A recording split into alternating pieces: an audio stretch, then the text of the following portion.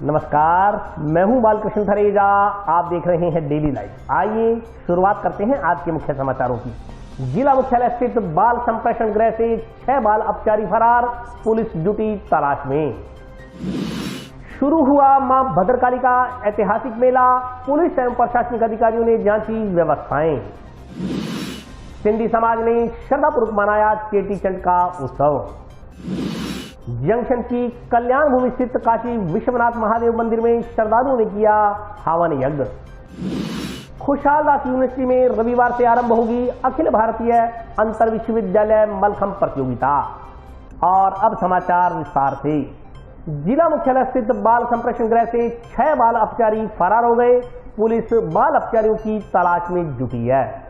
जिला मुख्यालय स्थित बाल संप्रेषण गृह से 6 बाल अपचारी फरार हो गए। बाल संप्रेषण गृह के पीछे की खिड़की का सरिया तोड़कर बाल अपचारी फरार होने में कामयाब रहे। घटना आज सुबह करीब 3 बजे की बताई जा रही है। सूचना पर जंक्शन पुलिस की टीमें बाल अपचारियों की तलाश में जुट गई। इनमें से 2 बालकों को हत्या प्रयास, 1 बालक को कुकर्म, 1 बालक को NDPS एक्ट, जबकि 1 बालक को पोक्सो एक्ट के मामले में निरुद्ध कर बाल संप्रेषण गृह भिजवाया गया था। जानकारी के अनुसार बाल संप्रेषण गृह में रखे गए 6 बालक रात्रि को आरी से संप्रेषण गृह के पीछे की खिड़की का सरिया काटकर बाहर निकले। इसके बाद वे सभी सीढ़ी के सहारे दीवार पर चढ़े और पीछे खेतों की तरफ भाग गए। बताया जा रहा है कि शनिवार सुबह करीब 3 बजे गार्ड राम सिंह ने चेक किया तो सभी बालक बाल संप्रेषण गृह में मौजूद थे। इसके बाद सुबह 6:10 पर जब राम सिंह की जगह आए गार्ड लीलाधर व मदनलाल ने चेक किया तो 6 बाल अपचारी गायब मिले। इस पर खिड़की का सरिया काटकर फरार होने का पता चला। बाल संप्रेषण गृह के कर्मियों ने आनंद फानन में इसकी सूचना जंक्शन पुलिस को दी। सूचना मिलने पर जंक्शन थाना से पुलिस मौके पर पहुंची। पुलिस ने टीमें गठित कर फरार हुए बाल अपचारियों की तलाश आरंभ कर दी है। पुलिस के अनुसार फरार हुए बाल अपचारियों में एक भीलवाड़ा, एक गढ़साना क्षेत्र, जबकि 4 हनुमानगढ़ जिले के निवासी हैं। उल्लेखनीय है कि इससे पूर्व भी बाल संप्रेषण गृह से बाल अपचारियों के फरार होने के मामले सामने आ चुके हैं। बाल संप्रेषण गृह हनुमानगढ़ में रात्रि को 6 बच्चे जंगला का सरिया तोड़कर भागे हैं, जिनका नाम एक अजय कुमार। ये अलग अलग मामलों में है, 2 तो 307 में, एक 377 में, एक NDPS में, एक पोक्सो एक्ट के अंदर। एक कोई आरी से ही तोड़े काटा हुआ है सर, एक साइड से पार की दीवार में पेड़ी लगा के पेड़ी के ऊपर चढ़ के और खेतों की तरफ भागे हैं। ये लगभग 3 बजे रात्रि को चेक किया था। राम सिंह जी गार्ड था उसने, तब तो थे। उसके बाद में सुबह 6:10 पर मदनलाल जी और लीलाधर जी गार्ड जो आए, उन्होंने चेक किए जब गायब थे। अभी तो इनकी रिपोर्ट ही लिए देखे हैं कौन कौन बच्चे हैं, कहाँ से हैं, अभी रिपोर्ट देंगे उस हिसाब से। अलग अलग है, एक भीलवाड़े से है, एक गढ़साना से है, 4 यहीं के हैं। मां भद्रकाली का ऐतिहासिक मेला शनिवार से आरंभ हो गया। 9 दिन चलने वाले इस मेले में हनुमानगढ़ सेवा समिति के सदस्य अपनी सेवाएं देंगे।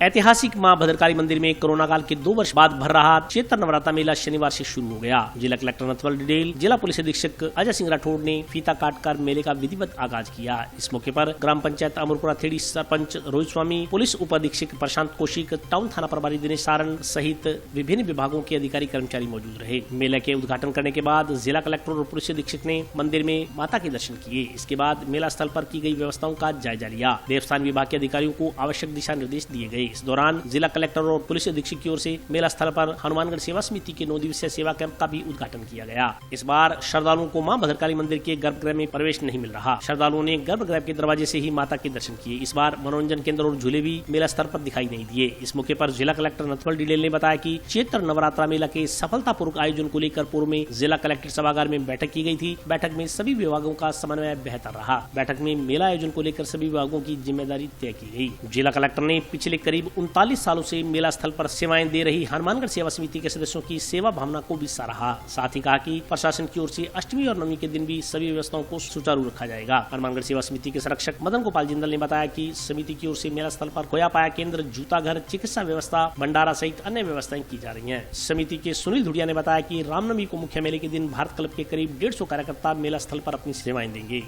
आज हनुमानगढ़ जिले में बहुत ही प्रसिद्ध भद्रकाली माता जी का मेले की शुरुआत हो गई है। नवरात्रा की शुरुआत और हिंदू नए वर्ष की शुरुआत के साथ ही बहुत ही भव्य आगाज इस मेले का हुआ है। इस मेले की सफलता के लिए हमने पहले मीटिंग करी थी और जिसमें सभी विभागों का बहुत ही अच्छे से समन्वय रहा, सबकी रेस्पॉन्सिबिलिटीज फिक्स की और आज जो इसका रूप सामने देखने आ रहा है तो बहुत ही सब लोग आगे आकर के इसमें सेवाएं कर रहे हैं। और हनुमानगढ़ सेवा समिति जो पिछले लगभग 36 सालों से लोगों को भोजन खिलाने का कार्य कर रही है, सेवा का कार्य कर रही है, मैं उनको भी बहुत शुभकामनाएं देता हूं। और आने वाले दिनों में स्पेशली अष्टमी और नवमी को भी जो ज़्यादा भीड़ रहेगी, उस दिन भी हम लोग सभी व्यवस्थाएं, चाहे वो पीने का पानी हो, चाहे सुरक्षा व्यवस्था हो, चाहे टॉयलेट हो, आने जाने की व्यवस्था हो, लेकिन इन सब व्यवस्थाओं को हम लोग बहुत ही अच्छा बनाए रखेंगे। मैं अगेन सभी लोगों को, हनुमानगढ़ वासियों को भी इस नवरात्रा स्थापना की और भद्रकाली मेले की शुरुआत की शुभकामनाएं देता हूं। आज भद्रकाली मेला क्षेत्र में 39वें वार्षिक सेवा कैंप 9 दिवसीय सेवा कैंप का उद्घाटन श्रीमान जिला कलेक्टर व पुलिस अधीक्षक महोदय द्वारा भद्रकाली मेला क्षेत्र में किया गया। इस दौरान 9 दिवस के अंदर हनुमानगढ़ सेवा समिति वार्तालाप द्वारा खोयापाया के अंदर जूता घर, चिकित्सा व्यवस्था, पेयजल की व्यवस्था, भंडारे की व्यवस्था, सुरक्षा व्यवस्था, खोयापाया के अंदर इत्यादि हर तरह की वार्तालाप की व्यवस्था इन 9 दिनों में रहेगी। रामनवमी के दिन, मुख्य मेले के दिन वार्तालाप के लगभग 150 वॉलंटियर्स अपनी अपनी सेवाएं देंगे। 38 सालों से, सन 1984 से ये हमारे संस्थापक थे लक्ष्मी नारायण जी बंसल, उनके साथ में हमारी टीम थी 14 आदमी की। अभी हम पेयजल की व्यवस्था, जूता घर की पास की व्यवस्था, खोयापाया के अंदर लंगर की व्यवस्था, चिकित्सा व्यवस्था, सुरक्षा व्यवस्था इत्यादि। सिंधी समाज द्वारा भगवान झूलेलाल का जन्मोत्सव शनिवार को चेटीचंड महोत्सव के रूप में श्रद्धापूर्वक मनाया गया। सिंधी समाज की ओर से भगवान झूलेलाल का जन्मोत्सव शनिवार को चेटीचंड महोत्सव के रूप में श्रद्धापूर्वक मनाया गया। मंदिरों में भगवान झूलेलाल की महाआरती कर बहिराणा साहिब का पूजन किया गया। कार्यक्रम में जिला कलेक्टर नथवल डिडेल ने भी भाग लिया। उन्होंने सिंधी समाज के नागरिकों को भगवान झूलेलाल जन्मोत्सव की शुभकामनाएं दी। साथ ही ध्वजारोहण कर व आसमान में गुब्बारे छोड़कर पूज्य सिंधी पंचायत के मेले का आगाज किया। इसके बाद जिला कलेक्टर ने अखंड ज्योत प्रज्वलित की। इसके बाद छेज लगाई गई। छेज में सिंधी समाज की महिलाओं व पुरुषों ने मिलकर डांडिया नृत्य किया। दोपहर को बहिराणा साहिब की ज्योत प्रज्वलित की गई, लंगर लगाया गया। शाम को छेज व शोभा यात्रा का कार्यक्रम भी हुआ। रात्रि को बाहर से आई कलाकारों ने भजनों का गुणगान किया। इस मौके पर पूज्य सिंधी पंचायत के खजान चंद शिवरानी ने बताया कि कोरोना काल के 2 साल में यह कार्यक्रम नहीं हो पाया था। इसके चलते इस बार इस आयोजन को लेकर समाज के लोगों में काफी उत्साह है। उन्होंने कहा कि यह पर्व केवल धार्मिक महत्व तक सीमित न रहकर सिंधु सभ्यता के प्रतीक के रूप में एक दूसरे के साथ भाईचारे को दृष्टिगत रखते हुए मनाया जाता है। इससे पहले सुबह महिला मंडल की ओर से निकाली गई प्रभात फेरी के साथ चेटीचंड महोत्सव का भी आगाज हुआ।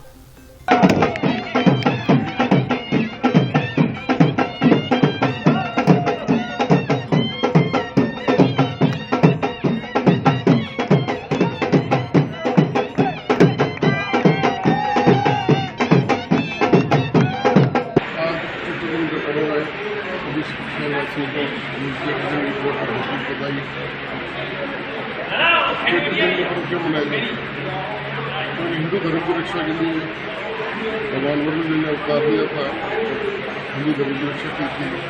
उसी दिवस के लोग दिन मनाए जाते हैं। आज हमारे सिंधी धर्मशाला में और सिंधी पंचायत के विभिन्न तरह के कार्यक्रम किए गए, जिसमें सुबह महिलाओं की तरफ से शोभा यात्रा थी और दोपहर दिन में 10 बजे ध्वजारोहण का कार्यक्रम था, जिसमें कलेक्टर महोदय नथवल जी डिडेल ने शिरकत की थी और हमारे सिंधी समाज के सभी जन शहनाई और डांडिया के साथ नृत्य किए गए। शाम को कार्यक्रम में और ये कार्यक्रम रात्रि 12 बजे तक चलते रहेंगे। जंक्शन की कल्याण भूमि स्थित काशी विश्वनाथ महादेव मंदिर में रामायण पाठ का शुभारंभ विधिवत पूजा अर्चना व हवन यज्ञ के साथ किया गया। जंक्शन देवभूमि स्थित काशी विश्वनाथ महादेव मंदिर में शनिवार को नवरात्रा स्थापना के उपलक्ष्य में रामायण पाठ का शुभारंभ विधिवत पूजा अर्चना के साथ किया गया। इस मौके पर श्रद्धालुओं द्वारा हवन यज्ञ भी किया गया। श्रद्धालुओं ने हवन यज्ञ में आहुति डालकर शहर की सुख समृद्धि व खुशहाली की कामना की। नीलकंठ सेवा समिति के अध्यक्ष अश्विनी नारंग ने बताया कि उक्त नवापारायण रामायण पाठ 9 दिन तक चलेगा। इसका समापन रामनवमी के दिन विधिवत पूजा अर्चना के साथ किया जाएगा। इस मौके पर सरस डेयरी के MD पवन गोयल, अध्यक्ष अश्विनी नारंग, रतिराम शाक्या, नरेश बागला, राजकुमार नागपाल, सुरेंद्र गाड़ी, सुरेंद्र नारंग, विजय बवेजा, दिनेश बवेजा, रामचंद्र बागला, राकेश गांधी सहित अन्य लोग उपस्थित रहे। आज श्री नीलकंठ महादेव सेवा समिति द्वारा नवरात्रा दिवस की पूर्ण संध्या पर स्थापना दिवस पर काशी विश्वनाथ महादेव मंदिर में नवापारायण रामायण का पाठ रखा गया एवं यज्ञ का आयोजन किया गया। सभी शहरवासियों ने हिस्सा लिया और इसी तरह से कार्यक्रम चलता रहे, भोलेनाथ की कृपा बनी रहे, शहरवासी का सहयोग करते रहे। मैं यही कामना करता हूँ कि माता रानी सब पर कृपा करे, पूरे शहरवासियों पर कृपा करे, भोलेनाथ की अपार कृपा बनी रहे। और अभी वक्त ब्रेक का, हाजिर होता हूँ छोटे से ब्रेक के बाद।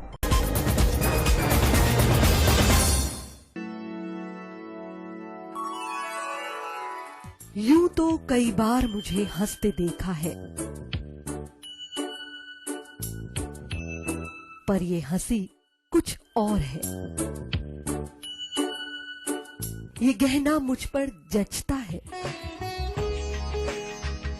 पर ये महज एक गहना नहीं, ये रूपरेखा है मेरे मन की, हंसती खिलखिलाती लहरों की,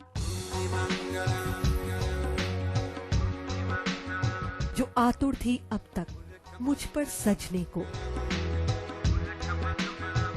इसलिए ये गहना ही मेरा सच्चा श्रृंगार है, श्रृंगार है, श्रृंगार है।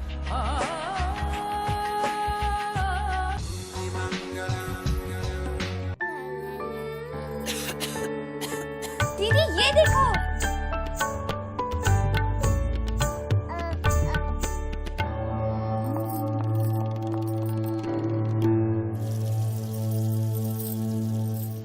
नोवेल कोरोना वायरस बीमारी को फैलने से रोका जा सकता है। खांसी और छींक के बाद और बच्चे को छूने से पहले अपने हाथों को साबुन से धोकर इसे फैलने से रोक सकते हैं। वो डॉक्टर साहब हैं? भाई साहब, खांसी और बुखार था, सोचा चेक करवा लूं।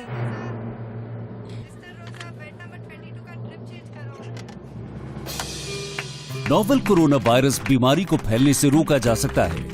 बुखार के साथ खांसी और छींक होने पर तुरंत नजदीकी हेल्थ क्लिनिक या केंद्र जाएं। ब्रेक के बाद स्वागत है। आइए नजर डालते हैं अगले समाचारों पर। खुशहाल दास विश्वविद्यालय में रविवार से अखिल भारतीय अंतर विश्वविद्यालय मलखंभ प्रतियोगिता का शुभारंभ किया जाएगा। अखिल भारतीय विश्वविद्यालय संघ दिल्ली के तत्वाधान में श्री खुशहाल दास विश्वविद्यालय हनुमानगढ़ में प्रथम अखिल भारतीय अंतर विश्वविद्यालय मलखंभ प्रतियोगिता का उद्घाटन रविवार को 11 बजे किया जाएगा। इस संदर्भ में जानकारी देते हुए एसकेडी विश्वविद्यालय के डॉक्टर कोविद कुमार ने बताया कि उद्घाटन समारोह में मुख्य अतिथि बलजीत सिंह सेखों, श्री गोविंद राम जायसवाल तथा विश्वविद्यालय के माननीय कुलपति डॉक्टर भागीरथ बिजारनिया होंगे। कार्यक्रम में जिला कलेक्टर नथवल डिडेल व पुलिस अधीक्षक अजय सिंह राठौड़ भी भाग लेंगे। उन्होंने बताया कि राजस्थान के इतिहास में हनुमानगढ़ में पहली बार मलखंभ महाकुंभ का आयोजन हो रहा है। उन्होंने कहा कि इस प्रतियोगिता के दौरान उत्कृष्ट प्रदर्शन करने वाले खिलाड़ियों का चयन खेलो इंडिया टीम के लिए किया जाएगा। प्रतियोगिता में अब तक 20 राज्यों के 48 विश्वविद्यालयों के 500 खिलाड़ी हनुमानगढ़ पहुंच चुके हैं। एसकेडी यूनिवर्सिटी और हनुमानगढ़ क्षेत्र के लिए कल का दिन ऐतिहासिक होने वाला है, क्योंकि राजस्थान में पहली बार मलखंभ का महाकुंभ होने जा रहा है, जिसका आगाज कल सुबह 11 बजे एसकेडी यूनिवर्सिटी हनुमानगढ़ में होने जा रहा है। इस मलखंभ महाकुंभ में पूरे भारतवर्ष से 50 से अधिक यूनिवर्सिटियों के खिलाड़ी यहाँ पे अपना दमखम दिखाएंगे। सभी टीमें हनुमानगढ़ पहुँच चुकी हैं। हनुमानगढ़ अब एक जिला न बनकर उसकी पहचान राष्ट्रीय स्तर पे होने जा रही है। एसकेडी यूनिवर्सिटी के पूरे जो कमेटियां हैं उनके द्वारा आयोजन की पूरी तैयारियां कर ली गई हैं।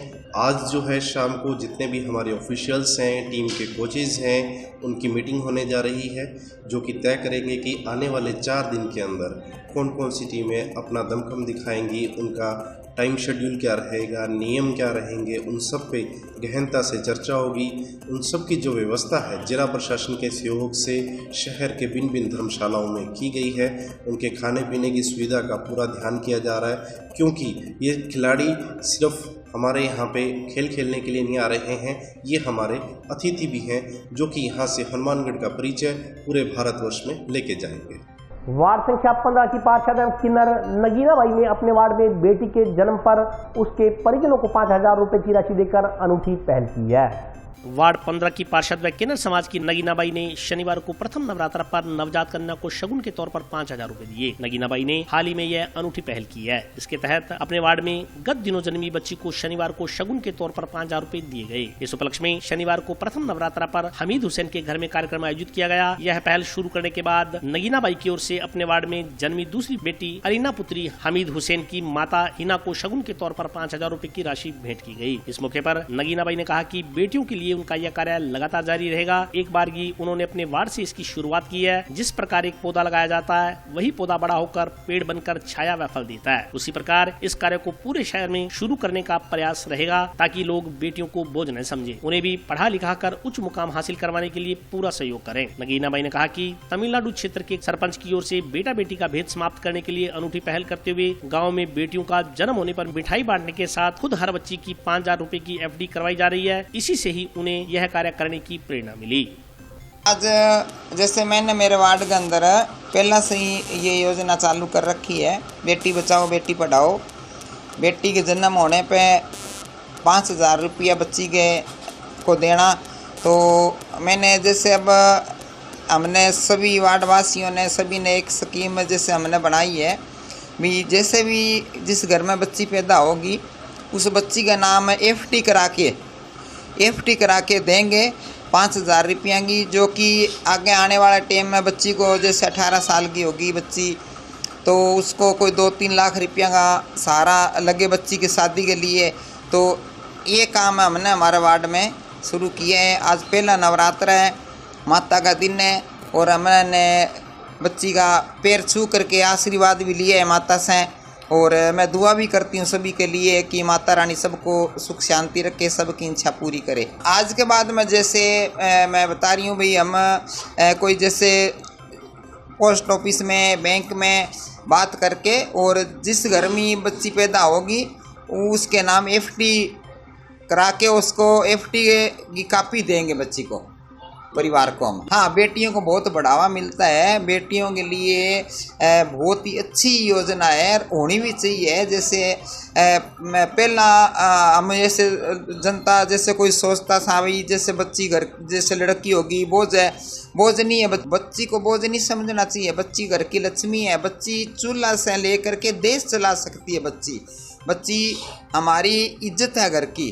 तो मैं तो यही कहती हूँ कि बेटा और बेटी में कोई फर्क नहीं रखना चाहिए, बेटा और बेटी एक समान है। महिला चिकित्सक का आत्महत्या प्रकरण में दोषियों के खिलाफ कार्रवाई की मांग को लेकर चिकित्सकों ने जंक्शन स्थित भगत सिंह चौक पर प्रदर्शन किया।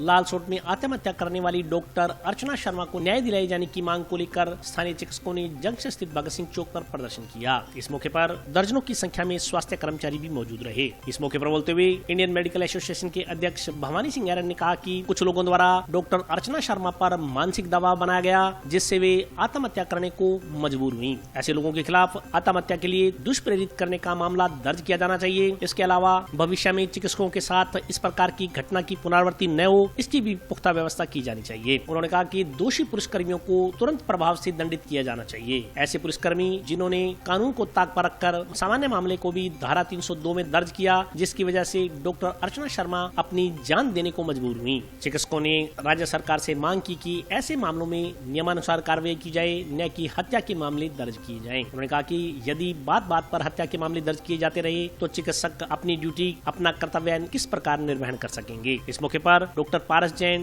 Doctor MP Sharma, doctor Mahendra Singh Rathore, doctor Ramashankar Asopa, doctor SS गेट, डॉक्टर रीटा सेठी सहित अन्य लोग उपस्थित रहे। इस मौके पर महिला चिकित्सकों ने सांकेतिक फंदा बनाकर इस घटना के विरोध में सरकार को चेताने का काम किया। लेटर में लिख कर गई है कि काश मेरी मौत से ये चीजें बदल जाएं।